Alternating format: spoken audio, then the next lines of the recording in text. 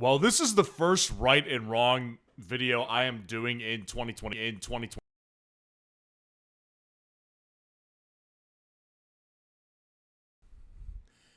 Usually I like to do it right after the Monday night game, so I apologize and thank you for bearing with me as I just had some personal stuff that was going on Monday night, so I wasn't able to get around to it. But here I am, back for Repentance Hour, my night of repentance, aka Transparency Hour, because this is usually what I do on Monday nights, where I go through the takes of the past week and what I got right and what I got wrong in the previous week of fantasy football. And therefore, it is week 1 fantasy football.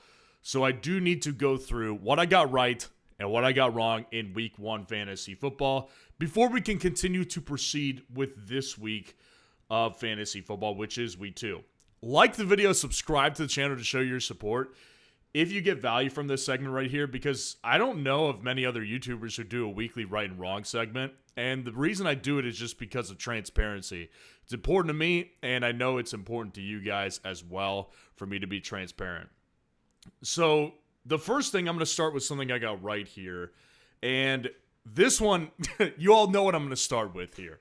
If you're familiar with the channel, if you watched last week's rankings, you'll know that I caught a lot of flack, and maybe you gave it to me, about T. Higgins and Calvin Ridley. Now, I'm going to make it short and sweet about Calvin Ridley, because I do know there were certain people who were like, yeah, it's not even a question. Like, Calvin Ridley will not be as good in fantasy football this week because of Pat Surtain. But that wasn't just the case with T. Higgins. Like, when I said T. Higgins was not going to be in my top 30 and not a must start this week, people freaked. I mean, some were vicious, and some people were just voicing a disagreement, which is totally fine. Some people were vicious, though, very vicious attackers. And if we go to fsroundup.com, which is where all these beautiful stats are, by the way, totally free. You don't even need an account to access these stats on FS Roundup. And we go to the Cincinnati Bengals over here and look at their wide receiver production. I mean, look at just how embarrassing of a day that is for the Bengals. T. Higgins was their leading receiver with 4 targets, 3 catches, and 33 yards. The reason I said he wasn't a must-start last week, and he wasn't inside my top 30, was because if you look at the Bengals historically, they're awful in the month of September. Particularly in the first 2 games. They are 1-9, now 2-9, because they squeaked out of that Cleveland game with a victory in the first 2 games. Like, that is a abysmal record. And you have to factor in history when you're talking about teams and fantasy football, because history repeats itself. This was one of those where it's like, if you do not factor in the history, that this team is just flat out bad in the month of September, you will be disappointed with these Bengals players, and you will want to sell them before the time is right, and you will get totally screwed on a trade. That's what I fear going to happen with the Bengals, because I even said this week on my wide receiver rankings earlier today that I think the Bengals will bounce back this week against the Jags. And while I do believe that to a certain extent, it also wouldn't be surprising me if I'm jumping the gun. Like, I might be jumping the gun on the Bengals this week by saying that they are a, bounce-back candidate in week 2. They start slow in the month of September always and every time under Zach Taylor, the head coach, and with Joe Burrow at quarterback. And they showed a slow start. They should have lost that game against Cleveland. So I was viciously attacked for this T. Higgins take last week. And some people did admit it this week that, hey, like, great call on that one. I was right. And, that's fine. I'm not trying to sit here and gloat about it, because the reality is so many people are new to fantasy football. And I'm not saying everyone who didn't think T was a good play this week is new. But I will say that, there's a lot of new people in fantasy who just draft a player in the 3rd round. They're like, I can't imagine not playing them. Well, that's why I didn't like T. Higgins' price this year, because T. Higgins is consistently a guy that's always I'm being asked about by week 6. Should I bench T. Higgins this week? T. Higgins is just too high of a draft pick this year for what he always is in fantasy, which is boom or bust. This week it was a bust. It was a bust for Jamar too, but I will say that I do like their outlook moving forward. Now, here's something I got wrong, and I'll tell you this, like every year when I do this segment here, I always take it much more personally when I get defenses wrong, because many of you may know me as somebody who is one of the only fantasy YouTubers who goes through defense rankings on a weekly basis. I cover defense twice a week, actually, during the football season. So I take defense very seriously because normally most creators are not touching defense. And defense is something like I grew up watching the Pittsburgh Steelers with James Harrison, Troy Polamalu, Ryan Clark, James Ferrier, Ike Taylor. Like I grew up watching some great defense, and I have always had an affinity for defense as a Steelers fan with Jack Lambert on the back of my wall as my witness. So defense I take seriously. So when I get defenses wrong in fantasy, I take it more personally. Now, I had a bad week in defense for fantasy purposes. The one that really sticks out is the Rams. And this goes back to something I've always said, particularly when I do these right and wrong segments here, is that usually this is the case. I got hair in my mouth. Ugh. Anytime. Okay, there we go. Sorry about that. That was nasty. Anytime that the community who's watching, the audience, you guys, is pointing out something that I might be underranking, and there's a consensus that builds with it, usually I am wrong and you guys are right. So what happened last week was that last week, heading into the week, and after my defense rankings, people were asking me, what about the Rams? What about the Rams? The Rams defense is playing the Texans, and the Texans have a bad offensive line.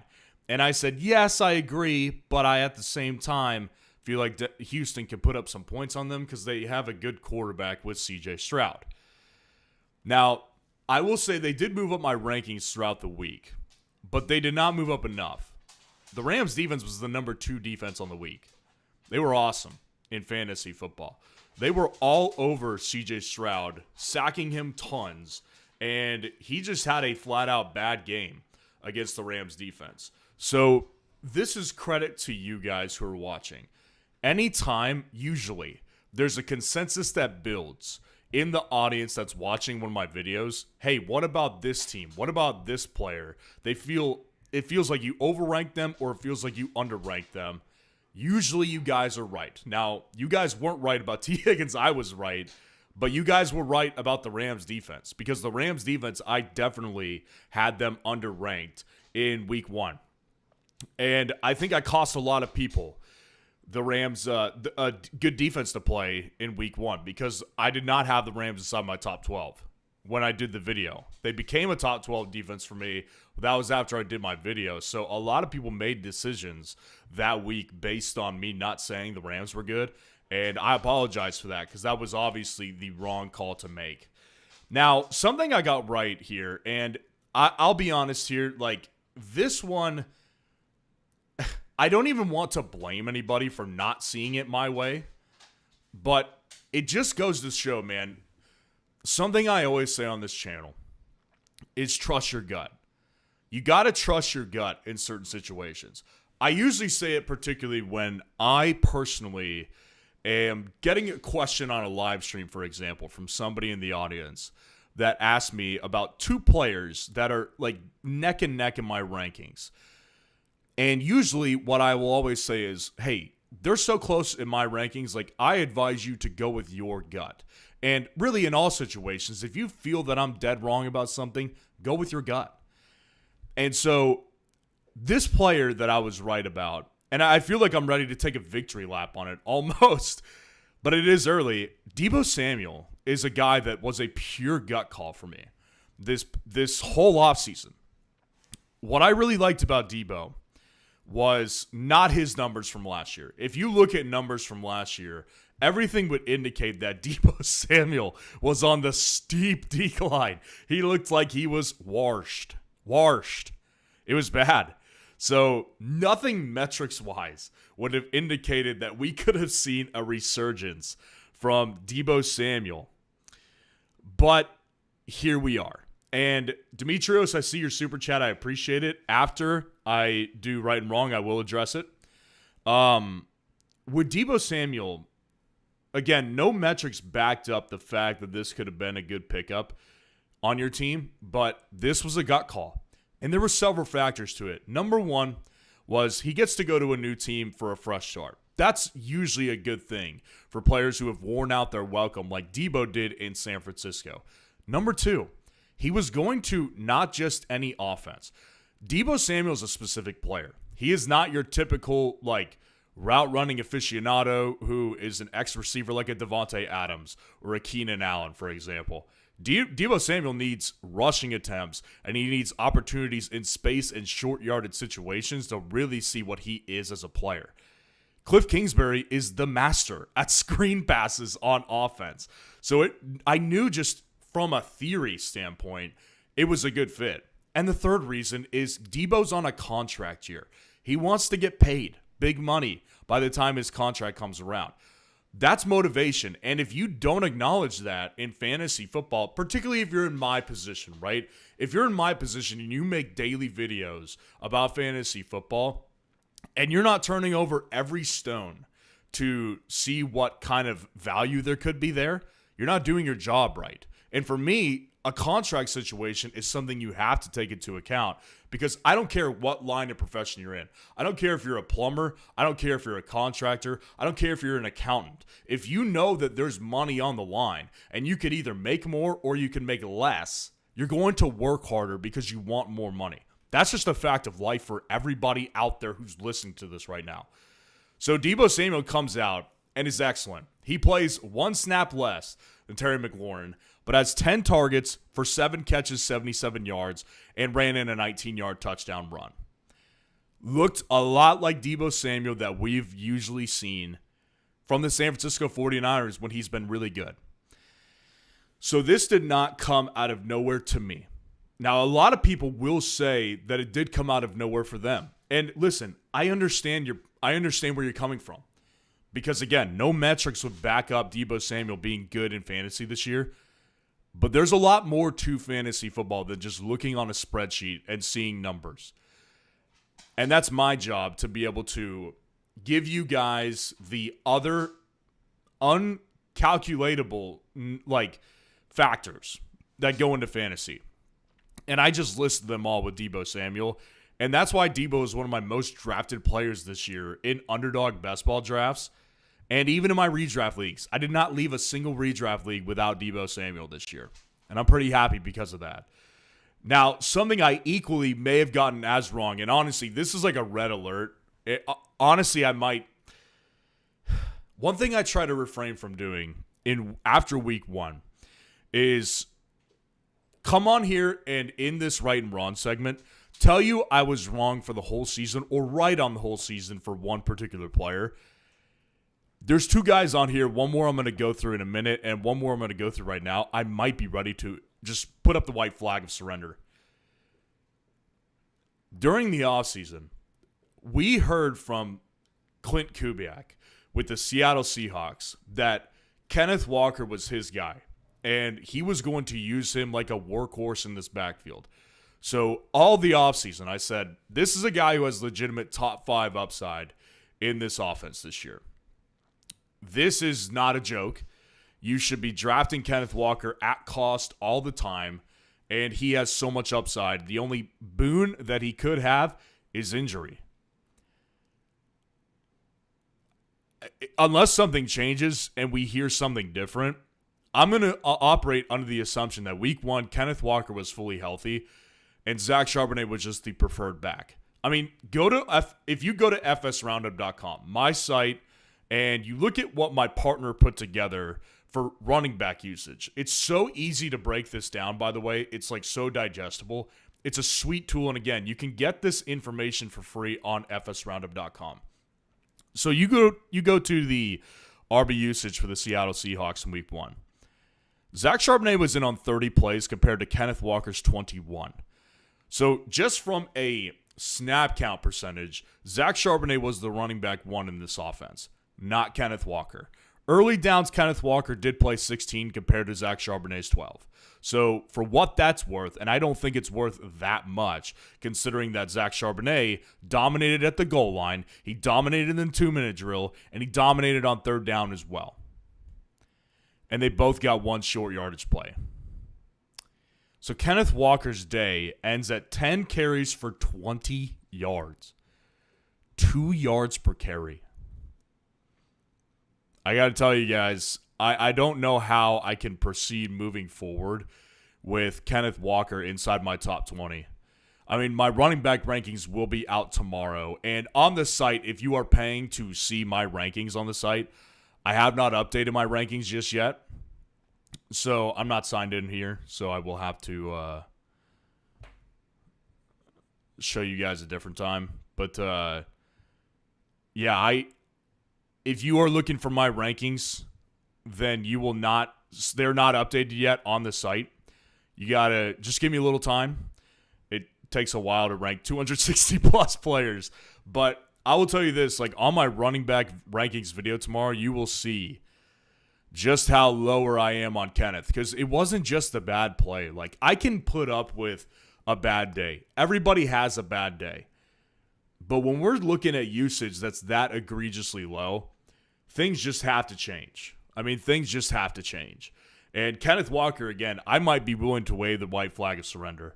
Like, the usage was so egregiously bad that it feels like there's not really much of a path forward. So I might give it another couple weeks to see what the usage becomes, but right now, I'm looking bad on that one right there. Now, 2 more. The one thing I got right this week, and I'll be honest, I'm going to... I finagled this one just so I can do a diatribe to you guys. So get ready, because a lot of you guys who watch my right and wrongs every week throughout the years have always, some of you guys, appreciate when I go after the Steelers and Mike Tomlin. Now, I get branded as a Steelers hater. For those of you who don't know me, I am a Pittsburgh Steelers fan. My dad grew up in Pittsburgh. I have family in Pittsburgh. Pittsburgh Steelers fandom runs in the blood. So, like, I hold this team to a higher standard because of what I saw growing up with Big Ben and that defense, and particularly with the defense this week. You know, Mike Tomlin, before the season started, was being asked in the media about this defense and the potential that they had in 2024. So, when he was asked about the defense and what they could do in 2024, he proceeded to say that they have a chance to be a historic defense in 2025. Now, keep in mind, this was a defense that before the season started had a 36-year-old Cam Hayward on it, in his 30s, TJ Watt, who still is elite. I'm not going to say he's not. He was the only saving grace they had on Sunday against the Jets, but he's still in his 30s. Alex Highsmith, who's in his late 20s. Jaylen Ramsey, who's in his 30s. Darius Slay, who's in his 30s. And you're trying to convince us that you have a legendary defense, a historic defense, by your words. Well, that I already wasn't buying. But then after watching that defense play against the New York Jets, I said this several times this week already. Mike Tomlin should be getting absolutely freaking barbecued this week by the media. He should be getting freaking barbecued. But he's not. He's not getting barbecued. And that's what you have me for. Because I'm not afraid to do it. I think the media is afraid to do it. Mike Tomlin has, ever since like November last year, he has been absolutely just atrocious defensively. This team has been run all over. They've been passed all over, and there's been no answers. And this week, Justin Fields, who has never looked this way, absolutely steamrolled them and had his way with them passing the ball, and they had their way with him running the ball. If you combine Breece Hall with Isaiah Davis and Braylon Allen, they ran for well over 130 yards, and you add in Justin Fields' production, about 50 yards more on the ground. I mean, Mike Tomlin and this defense was absolutely abysmal. And I said this before the season started. I said, I did not have the Steelers as a top 12 defense. There was a couple reasons why.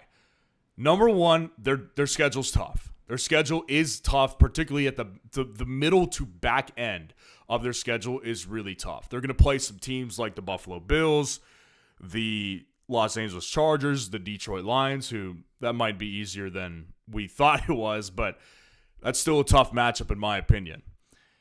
Number two is because that defense is old. And what happens is that if you look at the past years, the Steelers defense craters in the last several weeks. And people thought I was an idiot for not ranking the Steelers as top 12. Listen, guys, particularly when it comes to the Steelers, I feel like I've got a pretty good grasp on what this team really is. And what they are is an overpriced defense, and they're not well coached.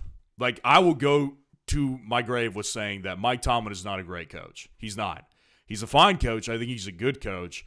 But this team is so poorly coached, so poorly disciplined, and it came out against the Jets. So, diatribe, definitely a little bit of a reach on this one as far as something I got right.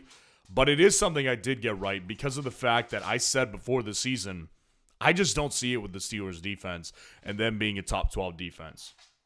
Now, this one goes similar to Kenneth Walker, where I do feel like I'm almost ready to wave the white flag of surrender on this one. Oh, it's bad. Jaylen Waddle. Jaylen Waddle was, I mean, there's so many factors to this one, right? Number one, even I had been acknowledging during the offseason that I think that the Miami Dolphins will be absolutely atrocious in the NFL this year. JV, appreciate the super chat. I do see it. I will answer it after I go through what I got right and wrong. With the Miami Dolphins, I did say multiple times this offseason I thought they were going to be terrible. And I did not see much saving grace for the Dolphins this year. So this was a team I already was low on. Now, I have not been big on Tyreek Hill, as many of you know. And so I think for that reason, Jaylen Waddle, I just kind of propelled into top 15, top 20 category because I thought Tyreek was not going to do good. And I always thought that Tua would be good enough to supply a good wide receiver in fantasy because he's proven it in the past. I should have seen this one coming, but I didn't. I mean, Tyreek Hill wasn't good either. He had 6 targets for 4 catches and 40 yards, but Jaylen Waddle did what he always does, and he exited the game with an injury, and it's just like we've seen this so many times from Waddle. 5 targets, 4 catches, 29 yards, and Tua was atrocious. I mean, Tua had 1 touchdown, 2 interceptions, 113 passing yards. It was embarrassing. So definitely just a situation that I think I'm ready to jump ship. Like, honestly, like Jaylen Waddle, it's unfortunate. I drafted a bunch of Jaylen Waddle. And again, a lot of it was tied to my disbelief in Tyreek Hill. But I had the same disbelief in the Miami Dolphins this year. And I was right about it, it looks like. They were embarrassed thoroughly by the Indianapolis Colts, who will get exposed by some team or another. But this was an embarrassment on my end. I mean, I should have seen this coming with Jaylen Waddle. And again, I think I'm ready to jump ship on Jaylen Waddle here. Like this, I don't know how this gets much better. I think Mike McDaniel will be the first coach to get fired this year. And I also think that this team won't do anything before and after he gets fired. I think they're going to be atrocious this year. And if that's the case, I'm not sure what the upside is for a guy like Jaylen Waddle. That was what I got right and what I got wrong. Like the video, subscribe to the channel to show your support. And before we get out of here, we do have 2 super chats waiting. So I will answer the super chats. Just an FYI to people who are new to right and wrong. This is not really a live stream I answer tons of questions on. If I get super chats, I'll answer them. But I'm not going to answer a bunch of questions on this because it is just a right and wrong segment. So the first one was Demetrios. I appreciate the super chat and I appreciate your patience. Hey, Ryan, panicking on Tyreek Hill. Should I start Pickens or Stephon Diggs instead? Just need one. Yeah, It's funny, I just went on a diatribe about Tyreek Hill and how I don't like him. Tyreek Hill is not a guy that I would start over Pickens. Like, I would play Pickens. Because at the very least, like, I know that George Pickens has a legitimate quarterback, and this offense showed much more juice in week 1. I mean, Pickens, I think, what could happen is that George Pickens could get more targets moving forward because of CeeDee Lamb's drops and because of the fact that George Pickens just should have been more involved. So to me, I think it's just worth it to be taking a shot on a guy like that. To be honest with you, I think that it's worth it over a guy that I've been saying all offseason is over the hill. And we're not going to see Tyreek Hill play good football again. I still have yet to be proven wrong on that. And on top of all that, the team is atrocious. So, yeah, I really do think that at this point, I'd play Pickens over Tyreek, but I'd still play Tyreek over Diggs. Like, Diggs is in the same boat. I don't trust the quarterback, and I don't trust the offense, and I don't trust the wide receiver himself. But I would play Pickens pretty easy over Tyreek. Appreciate the super chat. Appreciate your patience. JV, what's going on? Appreciate the super chat. OG subscriber, I appreciate your loyalty, OG. It is definitely not lost on me, loyalty. So, JV, appreciate you. My running back in 12-team PPR are Gibbs, Henderson, Ford, Benson, and Tracy. My wide receivers are Evans, Waddle, Samuel, Douglas, and Shakir. Do I need a trade? Well, again, I just went through Jaylen Waddle and how I'm kind of off. Like, I'm off of Jaylen Waddle. Now, the problem is if you trade Waddle now, like, you're going to get very little in return. I mean, everybody is kind of in – nobody really besides me in the industry was big on Jaylen Waddle, so I was on an island already. And when you're wrong on an island, it's not a good look. Like, it's not going to look good. So I will say, like, Jaylen Waddle is a tough guy to sell right now. Now, considering what your other wide receivers are, Mike Evans, Deebo Samuel, like, you're going to be fine there. But your depth behind those two guys is scary. So you get Gibbs, who is coming off a rough week but will be fine. Henderson, who I believe will get better as the season goes, so it's not the time to trade him. Ford and Tracy are also tough sells. You know, as much as I love Trey Benson, I would try to see if I could combine Trey Benson with Jaylen Waddle and try to upgrade to a wide receiver like, you know, Keon Coleman. Like, honestly, I probably would do something like that. Because Keon Coleman is in this unique position right now where people don't really know what to do with him. Because nobody's going to go out and start Keon Coleman over Zay Flowers if that's their flex, right? If they have, like, Mike Evans, Amon-Ra St. Brown, and Zay Flowers as their wide receivers, like, they're not going to put in Keon Coleman.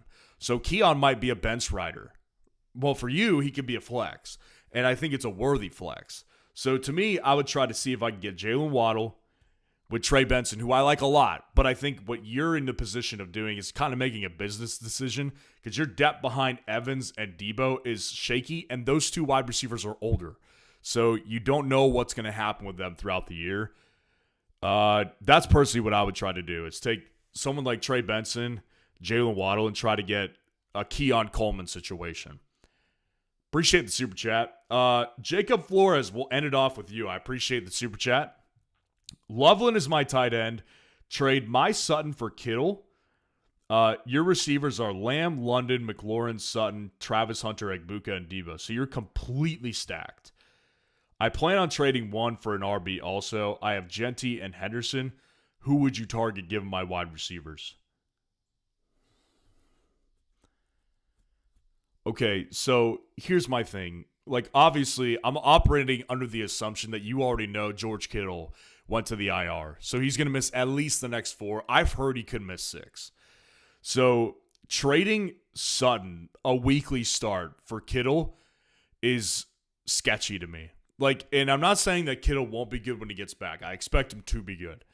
But the bottom line is, like, you're in a position to where you'd be trading for an inactive player for the next 4 weeks. So you'd be doing nothing on your bench for 4 weeks at least. So, and I think that if you sent that offer, I think your league mate would think, man, what is he doing? Like, I'm not sure what he's doing here, but I'll take it. To me, this is a scenario where I would personally try to get something more. Like, I would try to get Kittle, and, if you're looking for a running back, I would try to get Kittle and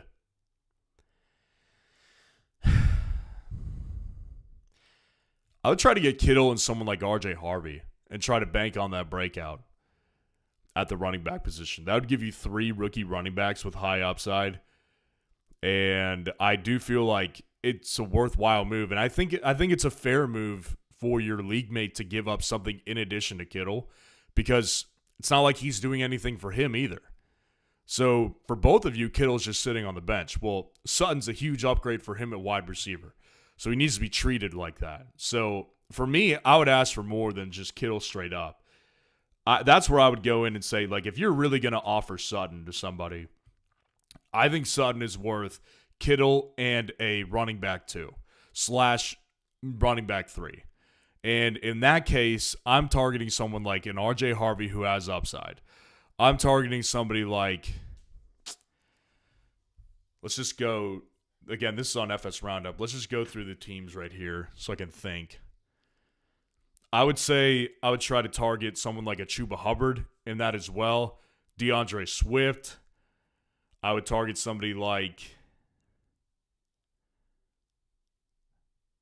Travis Etienne. I would target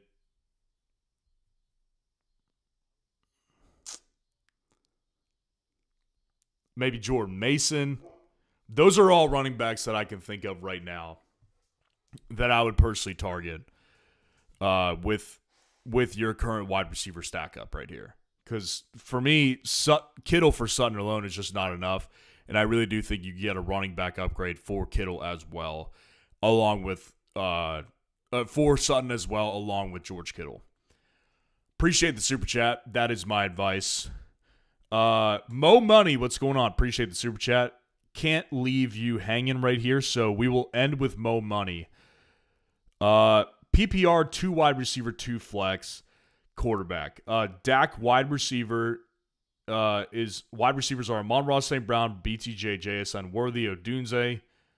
Very good. Running backs are Connor, Kamara, Travion, RJ, and Judkins. Pick up Hollywood, Fields, or Herbert.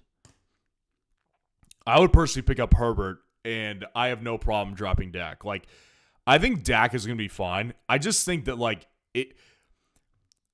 the way I would think about it is, like, particularly with Dak is a guy that I think is going to be having good games and having bad games. Like, I think we'll see more games like we saw in week 1, where he looks good on film and looks good in the NFL game, but didn't have much to show for fantasy after the game.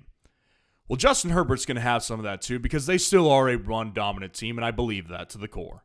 So he will have those games, but I think his upside is higher. So for me, I would definitely drop Dak to get him. And I look at your wide receivers here, and listen, Quinshon Judkins is one of those guys that it's such a polarizing subject, because I don't really view, like, I view him as a guy who should be rosterable at this point, but I don't view him as like this must-have guy, because, like, there's just so many things still that could go wrong here. Yes, he signed, but this Cleveland offense didn't get much from this offseason, so they're going to have to onboard this guy still. And the amount of time it could take before they feel comfortable putting on the field could be a while. On top of that, you have a suspension that could easily come down from the league of more than 6 games. I mean, this is a domestic violence situation, which the NFL has taken very seriously in suspensions since the Ray Rice debacle in 2014. So I just think there's too many moving parts here with Quinshon still, that when I'm looking at a guy like Hollywood, this is a guy who, yes, I acknowledge is a rental. Like, I do think that by the time Worthy comes back and Rashee Rice comes back, Hollywood will be irrelevant for fantasy.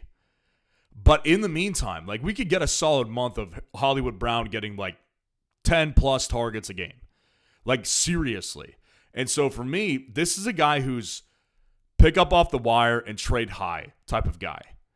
So I just think that he has more value on my team, personally, than Judkins does, who you may not even have to drop Judkins. You could probably just send Judkins for somebody else in a trade and then get that. And maybe you don't even have to pick up Hollywood Brown. Like, maybe you could trade Judkins for Quentin Johnston or Keenan Allen, somebody like that. So, but I will tell you, like, I'm very willing to drop him in favor of Hollywood Brown. Like, I have no issue with doing that. So, yeah, I don't see that as a particularly bad idea to do. I just don't have much tolerance on my roster for a guy who's got so many moving parts still that could easily change the direction of his season. And his season is still in flux to me this year. So Hollywood, at the very least, is going to get 10 plus targets for a month probably. And that has value on your team or somebody else's team. So to me, it's either a guy that you could play in the flex right away, but given your wide receivers and your running backs, frankly, like, it's going to be hard to find him in the flex. Might be a guy that you just want to trade, sell high, and get what you can out of it. So, yeah, I do think I would do that personally. But I would definitely drop Dak for Justin Herbert. Appreciate the super chat, Mo Money. And that was what I got right and wrong. So like the video, subscribe to the channel on your way out. And on your way out, check out FS Roundup. This is where all these stats are coming from. And this is our site right here. My partner developed this. It looks beautiful. It's got, like, it's perfect on desktop. And again, it's free. Like, this information right here that we just went through is free. So just go check it out. We've got really in-depth stats that really matter in fantasy, and it's all for free. So like the video, subscribe to the channel. I will see you guys in tomorrow's videos. Peace out.